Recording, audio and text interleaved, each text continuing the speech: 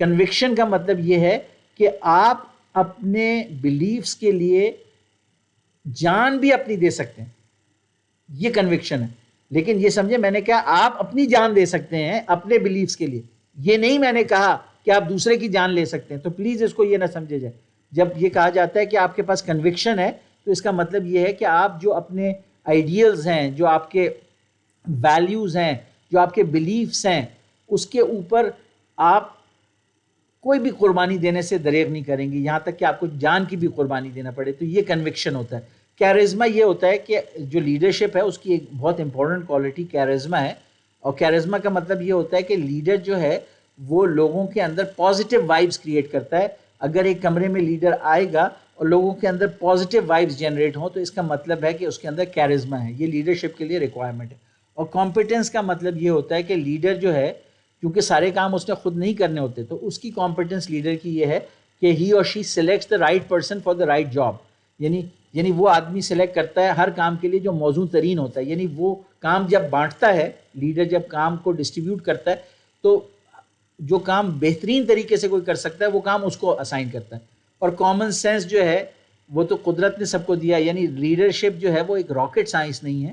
آپ کو جینیس ہونا کوئی ضروری نہیں ہے، لیکن آپ اپنا کامن سینس استعمال کریں. یعنی سفید کو سفید کہیں اور کالے کو کالا کہیں، یہ کامن سینس ہوتا ہے. تو لیڈرشپ یہی ہے کہ آپ کے پاس کامن سینس ہونا چاہیے. جو سٹائلز آف لیڈرشپ ہیں اس میں جو موسٹ کامن سٹائل ہے جو استعمال ہوتا ہے وہ ٹرانزیکشنل لیڈرشپ کا ہوتا ہے. وہ بیسکلی آپ یوں سمجھیں مینیجرز ہوتے ہیں جو day to day routine nature کی آرگنائزیشنز کو رن کر سکتے ہیں. وہ انفورس کرتے ہیں جو ایگزسٹنگ رولز اور ریگولیشنز ہوتے ہیں ان کو، اور لوگوں کو کے ساتھ کمپلائنس اچیو کرتے ہیں اور ان کو ہدایات دیتے ہیں وغیرہ وغیرہ. لیکن اصل جو لیڈرشپ ہوتی ہے، ٹرو لیڈر جو ہوتے ہیں وہ ٹرانسفارمیشنل لیڈرز ہوتے ہیں. یعنی وہ اداروں کو تبدیل کرتے ہیں. وہ اپنے جو ان کی ٹیم ہوتی ہے ان کے اندر موٹیویشن پیدا کرتے ہیں اور ان کو ایک کامن شیڈ ویژن کی طرف لے کے جاتے ہیں اور پھر اس کو اچیو کرنے کے لیے ان کے ساتھ وہ کام کرتے ہیں. اور وہ کرنٹ جو اسٹیٹ آف افیئرز ہے، اسٹیٹس کو، وہ اس کو ایکسیپٹ نہیں کرتے. وہ بہتر سچویشن میں جانا چاہتے ہیں. ان کے اندر کوالٹیز ہوتی ہیں کہ وہ کوچنگ بھی کرتے ہیں، وہ محبت بھی کرتے ہیں، ایفیلیٹیو ہوتے ہیں، وہ جمہوری ہوتے ہیں، وہ دوسروں کی بھی رائے سنتے ہیں، وہ کنسنسس بلڈ کرتے ہیں، وہ صرف ڈکٹیٹ نہیں کرتے. اور وہ لیڈرز جو ٹرانسفارمیشنل ہوتے ہیں وہ ویژنری ہوتے ہیں. وہ ایک اور یہی سچے لیڈرز ہوتے ہیں. تو جو یہ والا سٹائل ہے وہ ٹرانسفارمیشنل لیڈرز کا وہی اصل لیڈرشپ سٹائل ہے. تو مینیجرز جو ہوتے ہیں وہ ڈیفینیٹلی اگر ناکامی ہوتی ہے تو مینیجر ٹیم کو بلیم کر دیتا ہے، جبکہ لیڈر جو ہوتا ہے ناکامی کی صورت میں سارا ملبہ اپنے اوپر گراتا ہے، وہ دوسروں کو الزام نہیں دیتا. ٹھیک ہے. اور اسی طرح جو مینیجر ہوتا ہے وہ کہتے ہیں، اگر میں اس کو انگلش میں پوٹ کروں تو manager does things right whereas leader does the right things. Leader does the right thing, manager does things right. یعنی کہ مینیجر کو پہلے سے دیا ہوا ہوگا کہ یہ صحیح طریقہ اس طرح کام کرے. اس کے اندر جو جسے کہتے ہیں اپنے ضمیر یا کانشنس کو استعمال کرنے کی صلاحیت نہیں ہوگی. وہ یہ غلط اور صحیح کا فیصلہ نہیں کر سکے گا. وہ جیسا لکھا ہوا ہے مینیجر ویسے ہی کرے گا. لیکن لیڈر جو ہے اس کو ججمنٹ کال، یعنی اس کو بہت کمپلیکس سچویشنز میں جہاں غلط اور صحیح بالکل کلیئر نہیں ہوتا اس کے اندر وہ فیصلے کرتا ہے اور دیکھتا ہے کہ ان حالات میں کیا چیز صحیح ہے. اور وہ بہت مشکل فیصلے بھی ہوتے ہیں تو وہ لیڈر کو کرنے پڑتے ہیں. تو لیڈرشپ جو ہوتی ہے وہ چینج اور موومنٹ پروڈیوس کرتی ہے، جبکہ مینجمنٹ کا پرپس صرف ہوتا ہے کہ آرڈر اور کنسسٹنسی ہو. مینجمنٹ میں پلاننگ اور بجٹنگ آتی ہے، ویئر ایز لیڈرشپ میں ایک ویژن اور ڈائریکشن آتی ہے. تو جیسے آپ دیکھ سکیں کہ جو باس ہوتا ہے یا مینیجر وہ مشن کو اچیو کرنے کے لیے لوگوں کو استعمال کرتا ہے، جبکہ جو لیڈر ہوتا ہے وہ مشن اچیو کرنے کے لیے کہتے ہیں لیڈنگ فرام دا فرنٹ، وہ خود اس کے اندر انوالو ہوتا ہے. تو باس جو ہوتا ہے وہ اپنی اتھارٹی اور اختیارات اور ڈرا کے لوگوں کو اپنا مقصد اچیو کرتا ہے، اور ہر چیز میں آئے کہتا ہے، میں نے یہ کہا، میں ہوں، اور اس طریقے سے وہ لوگوں کو استعمال بھی کر لیتا ہے اور وہ کیئر نہیں کرتا, وہ سخت دل ہوتا ہے اور وہ لوگوں سے کہتا ہے کہ جاؤ کرو یہ کام, اور جب ہو جاتا ہے تو کہتا ہے میں نے یہ اچیو کر لیا. جبکہ جو لیڈر ہوتا ہے وہ کہتا ہے نہیں ہم نے اس کو اچیو کیا. لیڈر جو ہے وہ کہتا ہے کہ اس سے نہیں کہتا کہ تم جاؤ, وہ کہتا ہے ہم مل کے چلتے ہیں, آؤ ہم مل کے کرتے ہیں. وہ اپنی ٹیم میں ایک ایکسائٹمنٹ پیدا کرتا ہے, وہ لوگوں کی گڈ ول پہ ڈیپینڈ کرتا ہے, وہ اپنے لوگوں کو ڈیولپ کرتا ہے. جو مینیجر ہے وہ لوگوں کو استعمال کرتا ہے, لیڈر جو ہے ان کو ڈیولپ کرتا ہے کہ جو ان کو انسپائر کر کے ان کو زیادہ بڑا بناتا ہے. لیڈر اور لیڈر پروڈیوس کرتا ہے, مینیجر جو ہوتا ہے وہ صرف کام پروڈیوس کرتا ہے اور وہ کچھ اور نہیں پروڈیوس کرتا. تو یہ مختلف ویوز ہیں لیڈر اور مینیجر میں فرق کرنے کے لیے, آپ دیکھ سکتے ہیں. تو ہم جو ہے کہ مینیجرز بھی جو ہیں وہ چاہیے ہوتے ہیں, اور ہر لیڈر ایک حد تک مینیجر ہوتا ہے, لیکن جو سچے لیڈرز ہوتے ہیں, جو ٹرانسفارمیشنل لیڈرز ہوتے ہیں, وہ پھر مینیجر سے اوپر جاتے ہیں اور مینیجر سے آگے جاتے ہیں, اور وہ لوگوں کو جو ہے وہ بہتری کی طرف لے کے جاتے ہیں اور لانگ ٹرم آبجیکٹیوز اچیو کرنے کے لیے ان کو تیار کرتے ہیں. تو یہ مختلف چیزیں ہیں. لیڈر کا جو ویژن ہوتا ہے وہ فیوچرسٹک ہوتا ہے, مینیجر کا جو ویژن ہوتا ہے وہ شارٹ سائٹڈ ہوتا ہے. لیڈر آئیڈیاز کے بارے میں سوچتا ہے, مینیجر صرف جو ہے آپریشنز کے بارے میں سوچتا ہے. لیڈر جو ہے وہ رسک بھی لے لیتا ہے, مینیجر جو ہے وہ رسک سے بھاگتا ہے, وہ چیزوں کو کنٹرول کر کے رکھنا چاہتا ہے. تو یہ مختلف فرق ہیں جو آپ دیکھ سکتے ہیں لیڈر اور مینیجر میں. اب میں چاہوں گا کہ کچھ ویڈیوز ہیں لیڈرشپ کے بارے میں, جیسے 10 تھیوریز آف لیڈرشپ ہے, آپ وہ دیکھیں.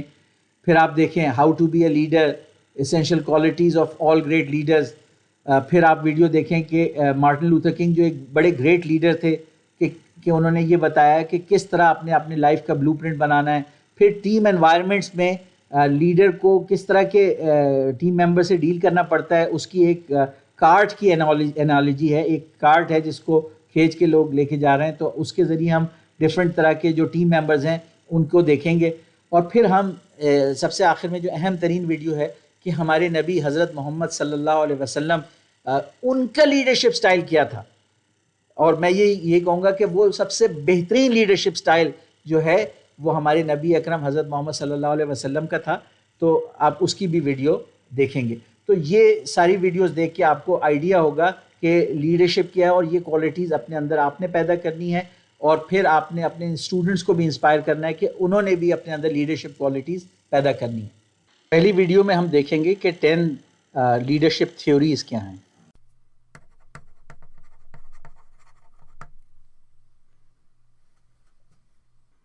Kurt Lewin, the renowned psychologist and researcher, said it well. There's nothing so practical as a good theory. Well, how about 10 good theories? To improve your ability to lead, here are 10 of the best-known leadership theories in 5 minutes. First are what was originally called the great man theory. It postulated that great leaders are born, not made. You either have it or you don't. And then it tried to identify the set of attributes that all of these natural-born leaders have in common. While it's now become clear that leadership is actually learnable, there's indeed truth to the notion that some people inherently have more leadership gifts than others. So this was a good start. It spawned something called the trait theory of leadership, a line of research that examines which individual characteristics we should pursue to lead effectively. The upside is that it's easy to understand. Be like this and people will follow you.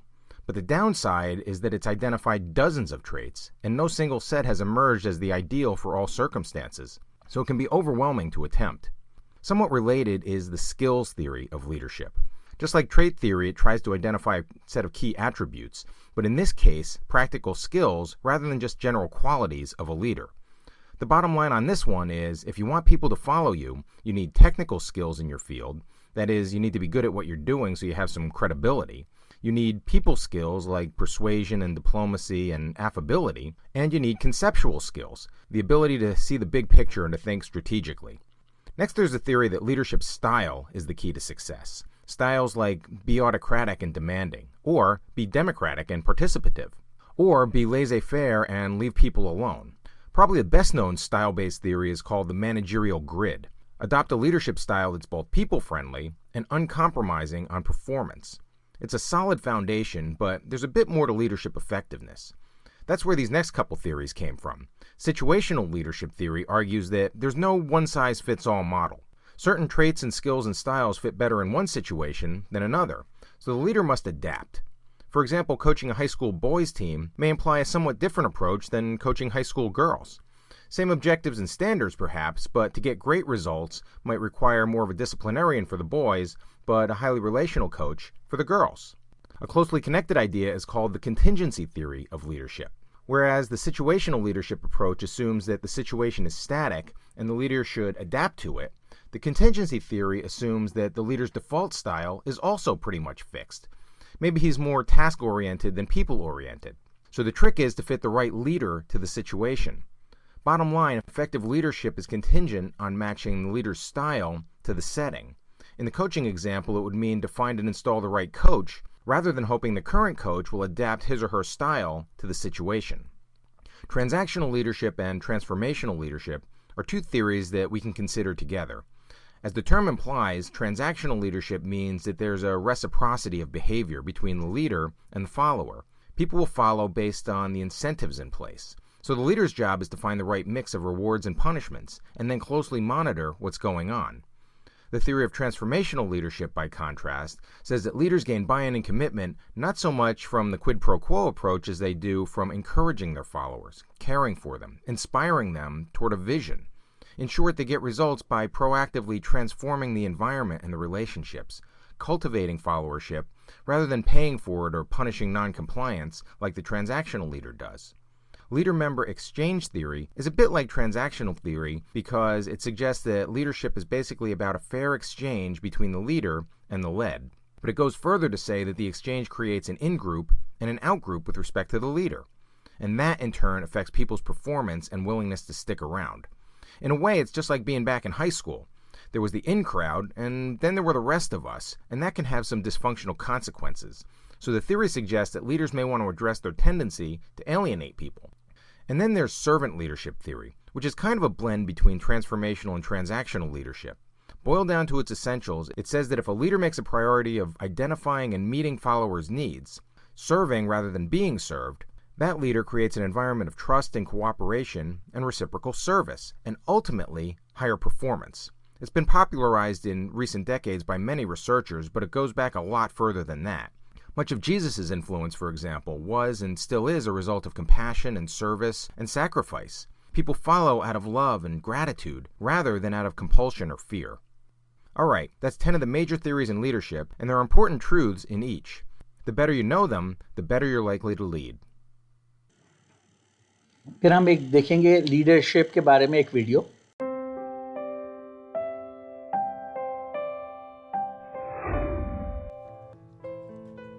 Wherever you are, leaders are important. Whether it's to lead powerful organizations or just to make sure a group of friends are having a good time. Here are the 7 traits that all great leaders possess. Number 1, they radiate positive energy. There is nothing more important in a team than passion and the will to succeed. And having a positive leader is an important part of that. Sometimes I sign onto Facebook and I see these status updates that just reeks of negativity. These people are not good leaders, and more often than not, they are not very successful either. Great leaders radiate positive energy. Not only does that make them more likable, leading to more trust, it also boosts the team's morale. And countless studies have shown a positive relationship between team morale and productivity. Number 2, they have a proactive attitude. When something goes wrong, it's easy to blame someone else or to find out why it happened immediately. But great leaders put that aside. They shift their focus entirely on solving the problem. I used to be in charge of the takeout service at the restaurant I worked at. So basically, people would call to make their order, and my job is to make sure everything is packed and given to the right person. It was a really busy restaurant, so mistakes weren't that uncommon. This one time, after a customer came to pick up his food, I realized that we forgot to pack part of his order. I was fairly new at the time and I didn't know what to do, but luckily one of the owners of the restaurant was there, so I explained to him what happened. He didn't blame me. He didn't even ask how it happened.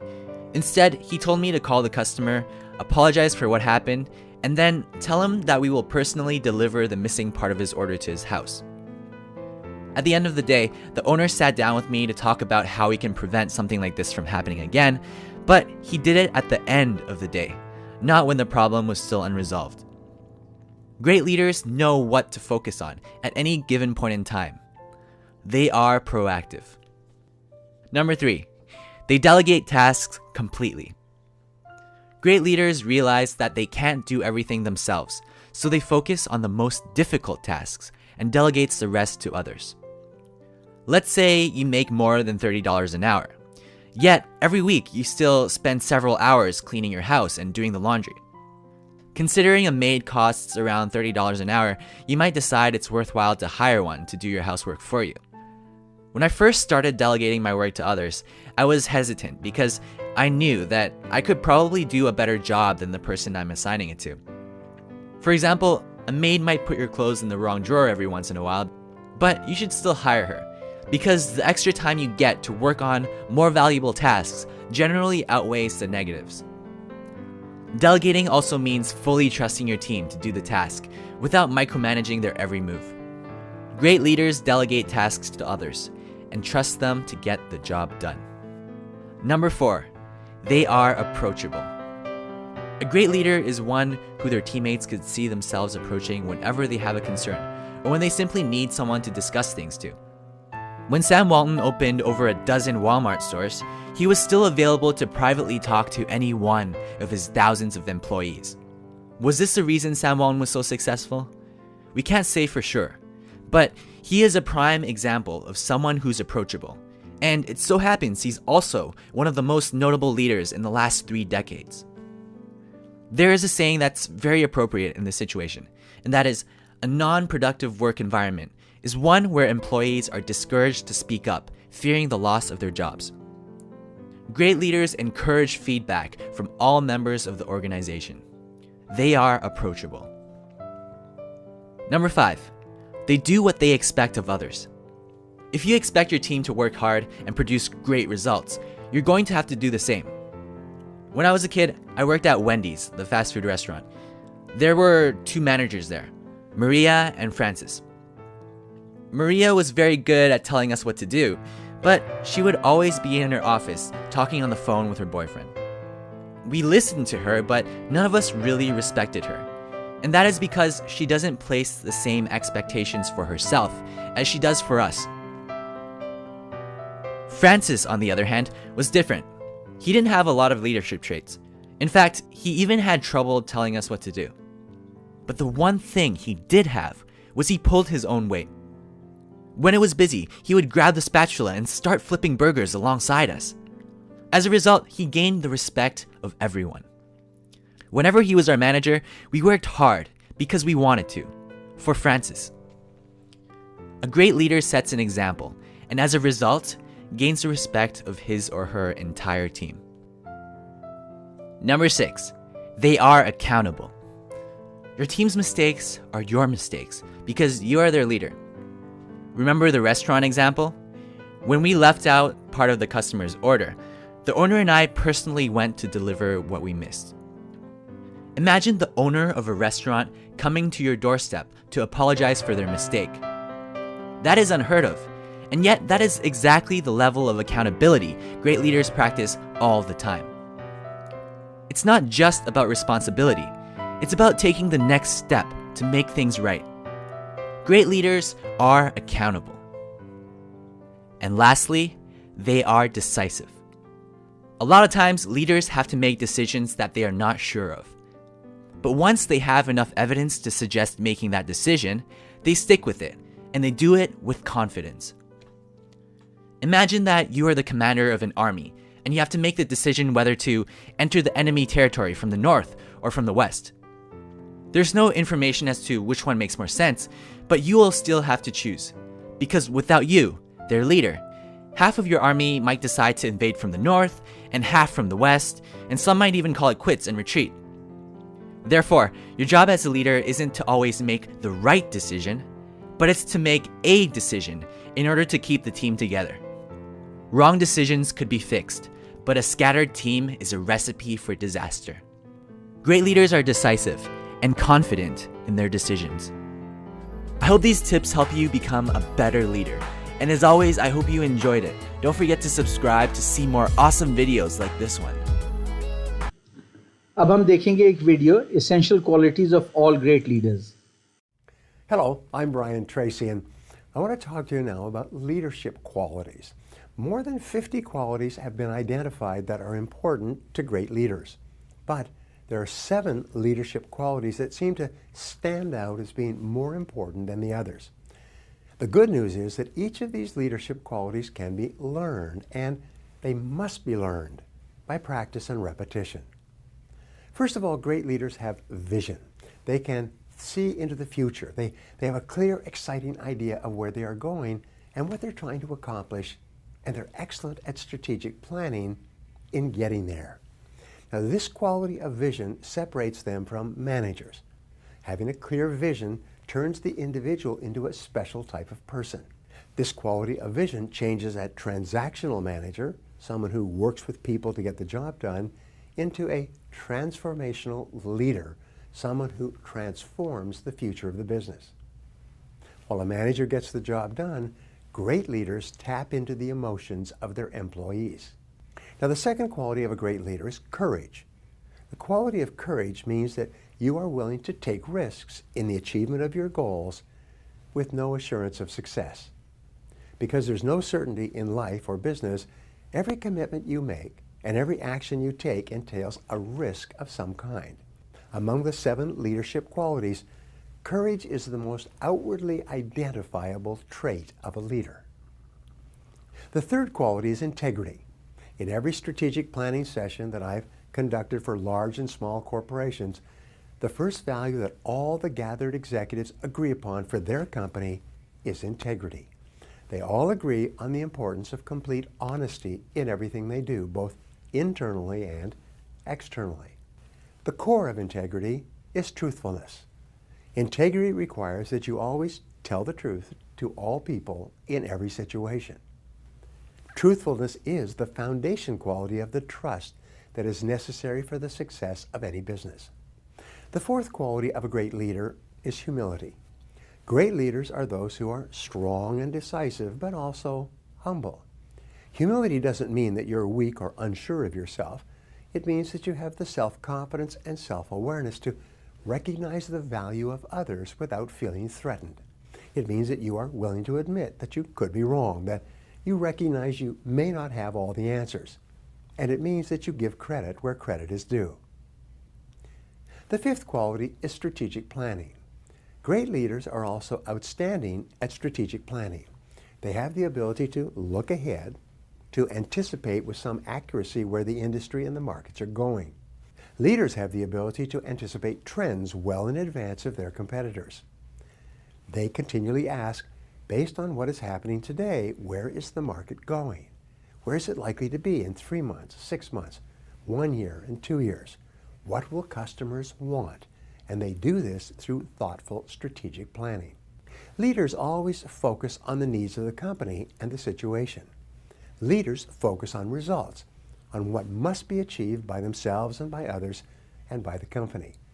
Great leaders focus on strengths in themselves and in others. They focus on the strengths of the organization, on the things that the company does best in satisfying demanding customers in a competitive marketplace. Your ability as a leader to call the shots and make sure that everyone is focused and concentrated on the most valuable use of their time is essential to the excellent performance of your company. The most important contribution you can make to your company is to be a leader, to accept responsibility for results, and to dare to go forward. Now, thank you for watching this video on leadership qualities. If you enjoyed this video, please press the like button below and click on the link on the screen to subscribe to my YouTube channel. उसके बाद मैं आपसे एक video share करना चाहूँगा reverend Martin Luther king junior की, जो बहुत ही मोटिवेशनल वीडियो है और तमाम लोगों के लिए है कि किस तरह वो अपनी ज़िंदगी के लिए एक प्लान, एक ब्लूप्रिंट तैयार करें. This is the most important and crucial period of your lives, for what you do now and what you decide now at this age may well determine which way your life shall go. And the question is, whether you have a proper, a solid, and a sound blueprint. And I want to suggest some of the things that should be in your life's blueprint. Number one in your life's blueprint should be a deep belief in your own dignity, your own worth, and your own somebodyness. Don't allow anybody to make you feel that you are nobody. Always feel that you count. Always feel that you have worth. And always feel that your life has ultimate significance. Secondly, in your life's blueprint, you must have, as a basic principle, the determination to achieve excellence in your various fields of endeavor. You're going to be deciding as the days and the years unfold what you will do in life, what your life's work will be. Once you discover what it will be, set out to do it, and to do it well. Be a bush if you can't be a tree. If you can't be a highway, just be a trail. If you can't be the sun, be a star. For it isn't by size that you win or you fail. Be the best of whatever you are. And finally, in your life's blueprint must be a commitment to the eternal principles of beauty, love, and justice. Well, life for none of us has been a crystal staff, but we must keep moving. We must keep going. If you can't fly, run. If you can't run, walk. If you can't walk, crawl, but by all means, keep moving.